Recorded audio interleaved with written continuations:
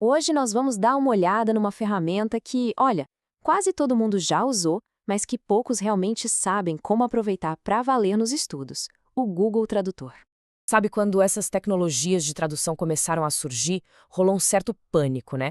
Tinha gente que achava que a profissão de tradutor ia acabar, ou que, sei lá, ninguém mais ia precisar aprender outro idioma. E isso nos leva a uma pergunta super importante para qualquer pessoa que estuda idiomas.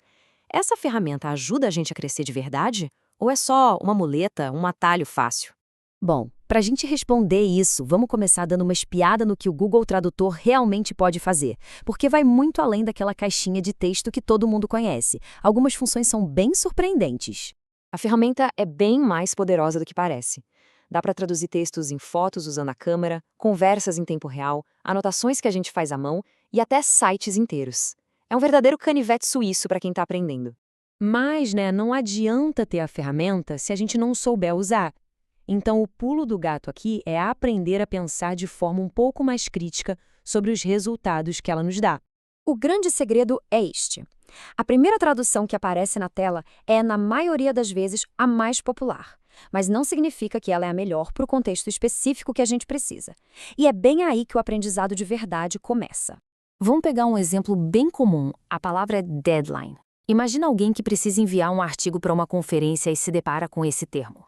E aqui vem a primeira dica de ouro: nunca aceite a primeira resposta de cara. A ferramenta mostra várias opções e até classifica pela frequência de uso.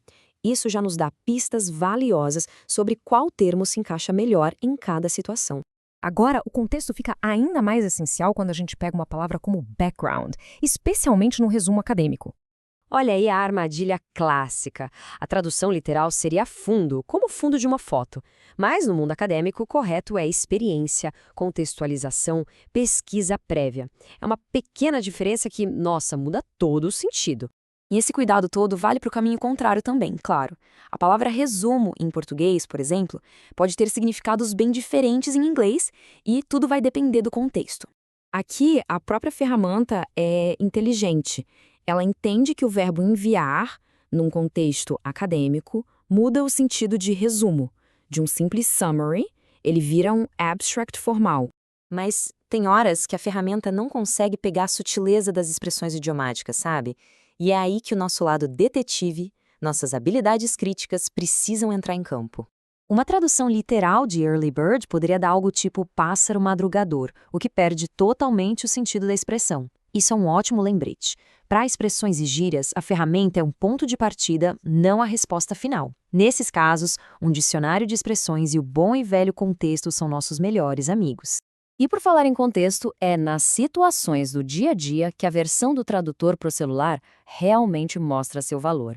Ele se transforma numa ferramenta de bolso indispensável. Imagina só, numa viagem ou lendo um livro em outra língua, a função da câmera consegue traduzir placas, cardápios ou páginas inteiras, na hora, ali mesmo na tela. Para conversar com alguém, o modo conversa funciona como um intérprete ao vivo, ajudando a quebrar as barreiras de comunicação na hora, sem estresse. E um detalhe importante, não é só para ler a tradução, tá? Vale muito a pena usar o recurso de áudio para ouvir a pronúncia correta. É como ter um professor de pronúncia particular ali no bolso, ajudando a gente a aprimorar o sotaque. Então, como é que a gente junta todas essas peças? O segredo é mudar a nossa relação com a ferramenta, deixar de vê-la como um gabarito e passar a tratá-la como um verdadeiro parceiro de estudos.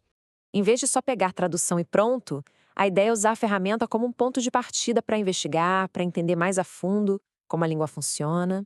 Essa nova forma de encarar o aprendizado se apoia em 3 ideias. Primeira, desenvolver autonomia, ou seja, aprender por conta própria com coisas do dia a dia, como vídeos e músicas. Segunda, testar o que já se sabe. Tentar adivinhar um significado primeiro e só depois usar a ferramenta para confirmar. E terceira, praticar com a língua de verdade, vendo exemplos reais de como as pessoas falam e escrevem. No fim das contas, isso muda totalmente a nossa relação com a tecnologia. Uma ferramenta que parecia simples vira um parceiro ativo na nossa jornada de conhecimento. E aí fica a reflexão, né? Se a gente já consegue aprender assim hoje, como será que vai ser o aprendizado do amanhã?